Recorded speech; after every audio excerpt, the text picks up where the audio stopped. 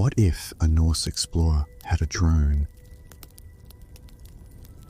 Hello and welcome back. Tonight, we take a quiet step back in time to a world very different from ours. This is the story of what happened when a Norse explorer had a drone. He set out chasing conquest, but the drone showed him something far greater: the power of perspective. From high above the fjords and forests, it revealed wonders no sword ever could. With each flight, he traded plunder for insight, raids for curiosity, and in the hum of his strange companion from beyond his time, he discovered that the greatest journeys aren't about claiming land. They're about understanding the world. Before we begin, I'd love to know, what time is it right now where you are? Write it gently in the comments below. And if you enjoy my story for you tonight, feel free to like this video. It truly helps the video being discovered by people who have difficulty sleeping. And of course, subscribe for new calming, boring stories every week. Now, take a deep breath, settle in, and let this story guide you toward calm and deep sleep. In the year 1001, when the world was wrapped in mystery and the northern seas whispered secrets to those brave enough to listen, there lived a Norse explorer named Eric Thornson. Unlike his fierce ancestors who spoke only of conquest and glory, Eric possessed a gentle soul and an insatiable curiosity about the world beyond the familiar fjords of his homeland. Eric lived in a small settlement nestled between towering cliffs and the endless expanse of the North Atlantic. His wooden longhouse, with its thick stone foundation and carefully thatched roof, stood at the edge of the village where the morning mist would roll in from the sea like a soft, grey blanket. The walls were lined with sheepskin and woolen tapestries that his mother had woven, depicting peaceful scenes of everyday life. Children playing by the shore, fishermen mending their nets, and families gathered around warm hearths. On this particular autumn evening, as the sun painted the sky in gentle shades of amber and rose, Eric sat by his stone fireplace, carefully examining a most peculiar object that had washed ashore that morning. It was unlike anything he had ever seen. A sleek, four-winged device, no larger than a raven, made of materials that seemed to shimmer between metal and as something else entirely. The object hummed softly, almost like a lullaby, and small lights blinked rhythmically along its edges, like fireflies caught in crystal. Eric's daughter Astrid, a curious girl of 12 winters with braided golden hair and eyes as blue as summer skies, knelt beside her father on the warm fur rug. "What do you think it is, Papa?" she whispered, her voice filled with wonder rather than fear. "I know not, little star," Eric replied, using the pet name he had given her since birth. "But it feels peaceful, as if it carries no harm." He ran his weathered fingers along the smooth surface, and to their amazement, the device responded with a gentle glow that filled the room with soft, warm light. That night, as snow began to fall outside their windows in lazy, dancing flakes, Eric dreamed of soaring above the clouds like the great white eagles that nested in the highest peaks. In his dream, he could see vast lands spread out below him like a tapestry woven by the gods themselves. Islands he had never imagined, forests that stretched beyond the horizon, and people living in harmony with the rhythm of the seasons. When morning came, bringing with it the crisp scent of fresh snow and the distant sound of waves lapping against the shore. Eric awoke to find the mysterious device hovering gently above his sleeping furs, its lights pulsing in a rhythm that matched his heartbeat. Astrid, who had fallen asleep curled up beside the fireplace, stirred as the warm glow filled the room. "Papa, look," she breathed, pointing upward with sleepy wonder. "It's like a tiny dragon, but made of starlight." Over the following days, Eric discovered that the device, which he came to call his wind companion, responded to his thoughts and gentle spoken words. When he expressed curiosity about the weather beyond the next hill, the companion would rise and drift toward the door, waiting patiently for him to follow. When he wondered about the migration patterns of the caribou, it would hover and project shimmering images in the air, showing him herds moving across distant tundra, like flowing rivers of brown and white. What do you think of this boring story to help you fall asleep? Do you feel calm? Are you sleeping? Let's continue. The village elders, wise men and women with silver hair and faces lined by years of laughter and contemplation, gathered in Eric's home one evening to examine this marvel. Old Magnus, the village storyteller whose voice could lull even the most restless child to sleep, stroked his long beard thoughtfully as he watched the companion dance through the air like a leaf on a gentle breeze. "In all my years of collecting tales from distant lands," Magnus said in his soft, gravelly voice, "I have never heard of such a thing. Yet it brings no fear to my heart, only wonder." Sigrid, the village's wisest woman and keeper of herbal knowledge, extended her gnarled but gentle hands toward the floating device. "It carries the essence of peace," she observed quietly. "See how it moves with grace, never rushing, never disturbing even the dust motes in the sunbeams." As winter deepened and the nights grew longer, Eric began to venture forth with his winged companion to explore the lands beyond his familiar shores. But these were not journeys of conquest or pillaging. They were quiet expeditions of discovery and wonder. The companion would soar ahead, its gentle humming lost in the whisper of wind through pine needles, while Eric followed on foot or by small boat, always moving slowly, always taking time to observe and appreciate. On one memorable journey, as the aurora borealis painted the sky in ribbons of green and gold, Eric's companion led him to a hidden valley where hot springs bubbled peacefully from the earth, creating pockets of warmth even in the deepest winter. He found families of Arctic foxes denning in the warm rocks, their thick white coats making them look like living snowdrifts with bright, intelligent eyes. Eric spent 3 days in that valley, sitting quietly by the springs and watching the foxes go about their daily routines. The companion hovered nearby, occasionally drifting down to project soft images in the steam, pictures of other warm places it had somehow seen, other creatures living their quiet lives in distant corners of the world. "You've travelled far, haven't you, little friend?" Eric whispered to the device as they prepared to return home. The companion pulsed once, a warm golden light that seemed to convey more than words ever could. What do you think of this boring story to help you fall asleep?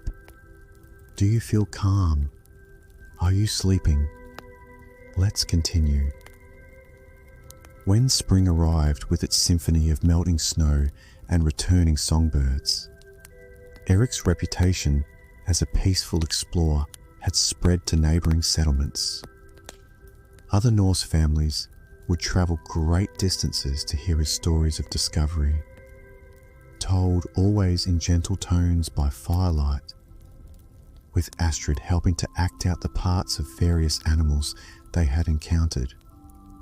One evening, as Eric recounted the tale of finding a pod of whales singing to each other in the twilight, his companion projected images of the massive creatures breaching the surface of distant seas, their songs visualized as ribbons of blue and silver light dancing through the water. The children in the audience gasped with delight, their eyes wide with wonder rather than fear.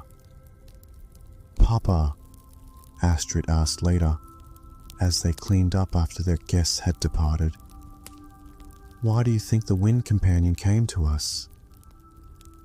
Eric paused in his task of banking the fire for the night and looked at his daughter with loving eyes. "Perhaps," he said thoughtfully, "it came to remind us that the world is full of wonders we haven't yet discovered, and that the greatest adventures are those that bring us closer to understanding the beauty around us."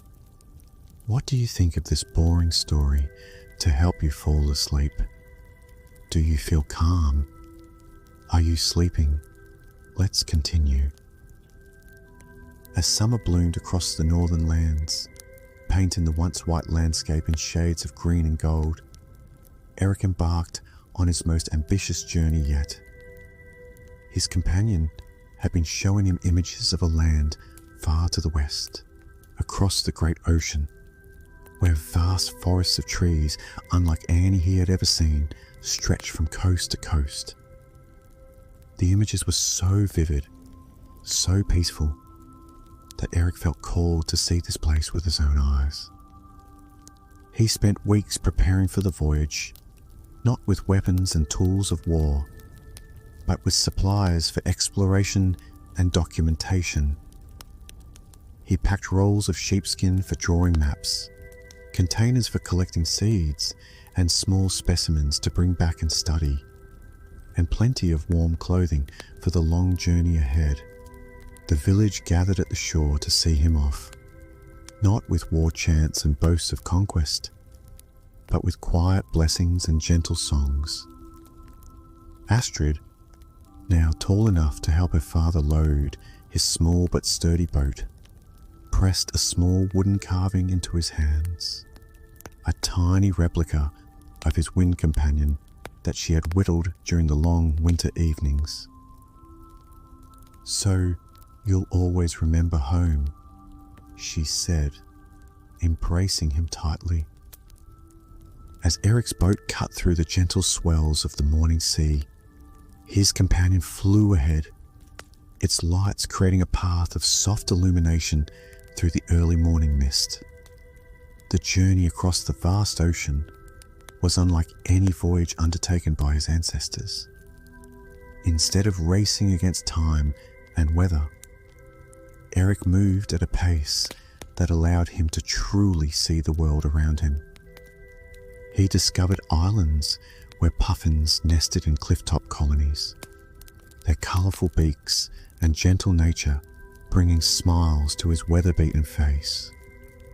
His companion would hover among the birds, somehow communicating with them in a way that left them unafraid, even curious about these strange visitors. On one such island, Eric spent an entire week simply observing and sketching the daily rhythms of the puffin colony. He watched parents take turns diving for fish to feed their chicks, saw young birds take their first tentative flights, and marveled at the way the entire community worked together with no apparent conflict or strife. "There is wisdom here," he wrote in his journal by the light of his companion's gentle glow. "These creatures live in harmony with their world and each other. Perhaps we humans could learn from their example. What do you think of this boring story to help you fall asleep? Do you feel calm? Are you sleeping? Let's continue.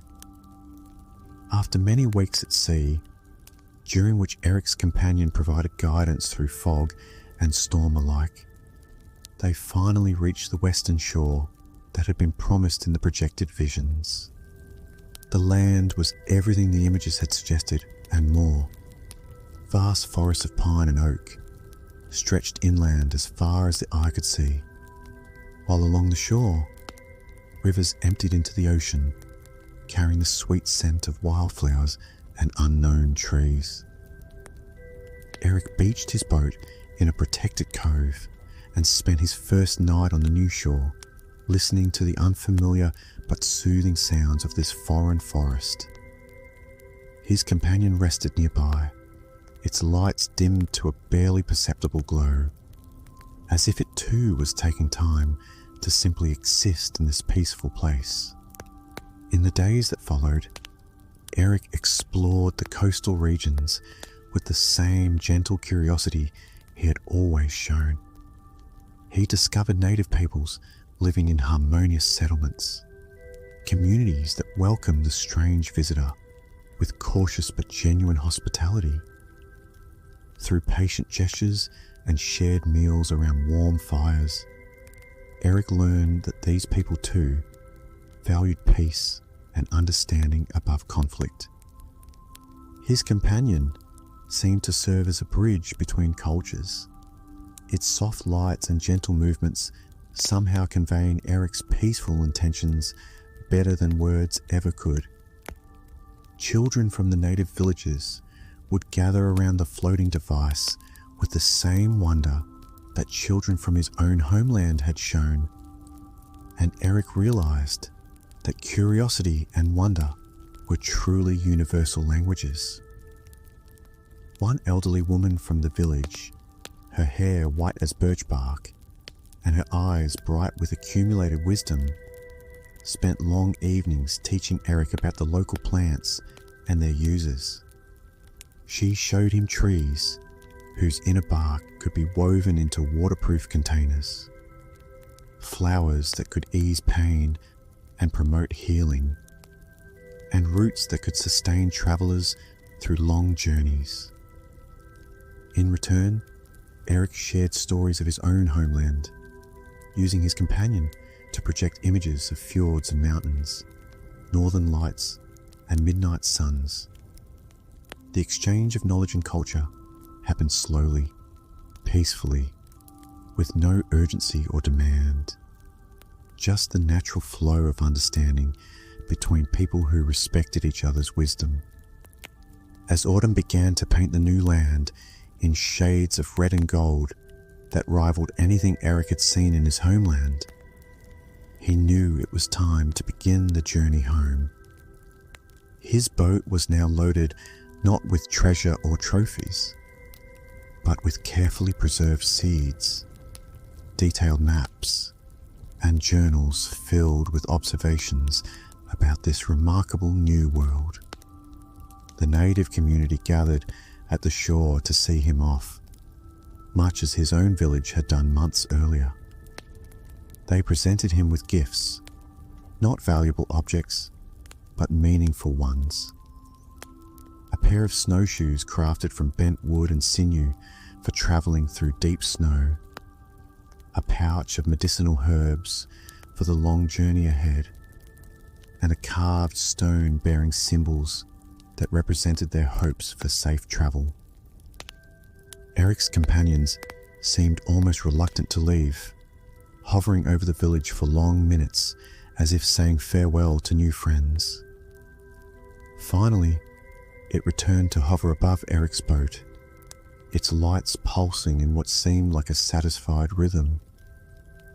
The journey home was blessed with fair weather and following winds, as if the ocean itself approved of Eric's peaceful mission. He had time to organize his thoughts and prepare the stories he would tell, not tales of conquest and domination, but accounts of discovery and mutual understanding. During the long hours at sea, Eric often spoke to his companion about the things they had seen and learned. Though the device never responded with words, its gentle movements and changing light patterns suggested that it too had been changed by their journey. "You've shown me," Eric said one evening as they sailed through waters lit by phosphorescent sea life, "that the greatest treasures are not gold or silver, but knowledge and understanding. You've helped me see that there is enough wonder in this world to satisfy any explorer's heart without taking anything from anyone else." When the familiar fjords of home finally appeared on the northern horizon, Eric felt his heart swell with a mixture of joy and anticipation. His companion's lights brightened perceptibly, pulsing faster as they drew nearer to the settlement where Astrid and the rest of his community waited. The village had grown during his absence.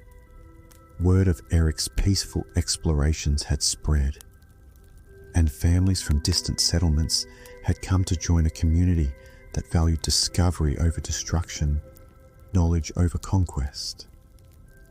The harbour now held several boats belonging to other would-be explorers who hoped to learn Eric's methods of peaceful discovery.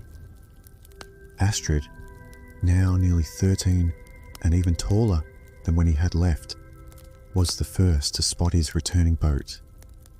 Her joyful cry brought the entire village running to the shore, where they welcomed Eric home, not as a returning warrior, but as a beloved storyteller, returning with new tales to share. That night, in the great hall that had been built during his absence specifically for community gatherings, Eric began the first of many evenings spent sharing his discoveries. His companion hovered above the assembled villagers, projecting images of the western lands, the puffin colonies, and the peaceful native communities they had encountered. But the most remarkable part of Eric's tale was not any single discovery, but the way his journey had changed his understanding of what it meant to be an explorer. "I learned," he told his rapt audience, "that the greatest discoveries come not from taking, but from understanding, not from conquering, but from connecting." As winter settled over the village once again, Eric established what he called the School of Gentle Discovery in his expanded longhouse. Here, other would-be explorers could learn the principles of peaceful exploration, how to approach new lands and peoples with respect, how to observe without disturbing, how to learn without taking. His companion became an integral part of these lessons, demonstrating through its gentle movements and patient hovering how to move through the world without causing harm. Students would practice following the device as it led them on short explorations around their own familiar territory, teaching them to see their homeland with fresh eyes before venturing into unknown regions. Astrid proved to be a natural teacher, helping her father demonstrate the importance of patience and observation. She had spent the months of his absence learning to carve detailed replicas of the companion, and now she presented each graduating student with their own wooden version to carry as a reminder of the principles they had learned. One particularly memorable evening, as snow fell softly outside and the fire crackled warmly in the hearth, a young explorer named Bjorn asked Eric about the origin of his remarkable companion. "I've wondered about that many times myself," Eric admitted, watching as the device performed its nightly ritual of dimming its lights as the household prepared for sleep. perhaps it came from a place where all exploration is peaceful, where discovery and understanding are valued above all else. Old Magnus, now approaching his 90th winter, but still sharp as a well-honed blade, nodded thoughtfully from his seat by the fire. "In my long years of collecting stories," he said in his gentle voice, "I've learned that some gifts are not meant to be understood completely, only appreciated fully." As the seasons turned and Eric's methods of peaceful exploration spread throughout the Norse settlements, something remarkable began to happen. The traditional raids and conquests that had characterized Norse culture for generations began to give way to expeditions of discovery and trade. Young people who might once have sought glory in battle now sought knowledge in exploration. Eric's companion seemed to approve of these changes. During community gatherings, it would often project images of the various peaceful expeditions now taking place across the northern seas. Norse explorers trading fairly with distant peoples, sharing knowledge and skills, building relationships based on mutual respect rather than fear. One spring morning, as Eric sat in his favourite spot overlooking the harbour, where several exploration vessels were preparing for their seasonal voyages, Astrid joined him with her own journal of observations. She had been documenting the changes in their community, noting how the shift from raiding to peaceful exploration had brought prosperity and happiness that surpassed anything their ancestors had achieved through conquest. "Papa," she said, settling beside him on the sun-warmed rocks, "I've been thinking about your companion, and I believe I understand why it came to you." Eric looked at his daughter with interest, always eager to hear her thoughtful observations. "I think," Astrid continued, "that it came because you were ready to receive its lesson. All your life, you were different from the other explorers, gentler, more curious about understanding than conquering. The companion didn't change you. It simply helped you become more fully yourself." Eric considered this as they watched his companion drift peacefully over the harbour, its lights reflecting in the calm water like stars fallen to earth. "And what lesson do you think it taught me?" "That wonder is the greatest treasure," Astrid replied without hesitation. "That there is more adventure in understanding one thing completely than in conquering 100 things carelessly. That the world is vast enough to satisfy every explorer's curiosity without anyone needing to take anything from anyone else."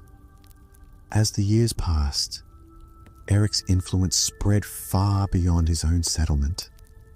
Norse explorers trained in his methods established peaceful trading relationships with peoples across the known world and beyond.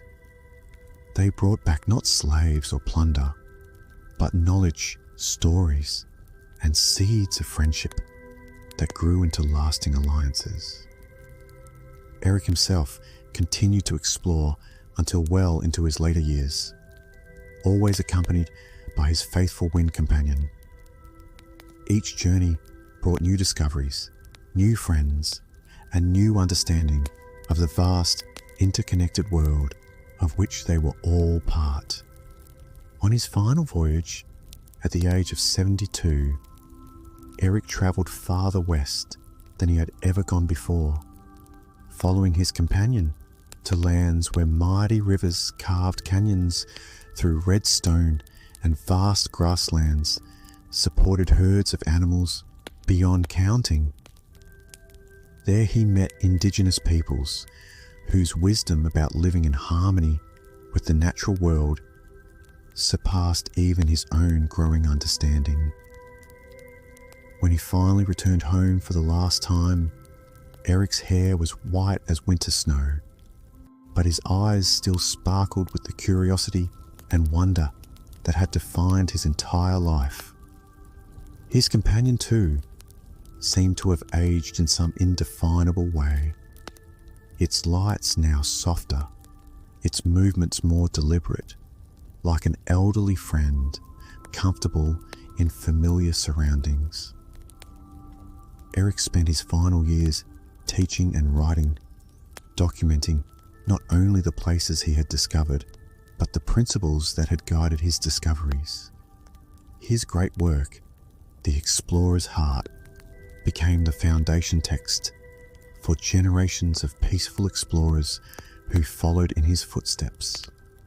The night Eric passed peacefully in his sleep, surrounded by family and friends who had gathered to share stories and gentle laughter. His companion performed one final service. As the old explorer drew his last breath with a smile on his weathered face, the device rose slowly from its resting place beside his bed and drifted out through the open window into the star-filled night. Astrid, now a mature woman with explorers of her own to train, followed the companion outside and watched as it rose higher and higher, its lights growing brighter with each passing moment. At the peak of its ascent, the device paused and pulsed once with brilliant warm light that seemed to embrace the entire village below. Then, like a shooting star in reverse, it faded gently into the vast northern sky, leaving behind only the memory of its gentle presence and the lasting impact of its teachings. In the years that followed, as Astrid continued her father's work and trained new generations of peaceful explorers, she would often tell the story of Eric's mysterious companion. But she always ended the tale with the same observation. The companion was never the source of my father's wisdom. It was simply the key that unlocked the wisdom that was already within him, waiting to be discovered.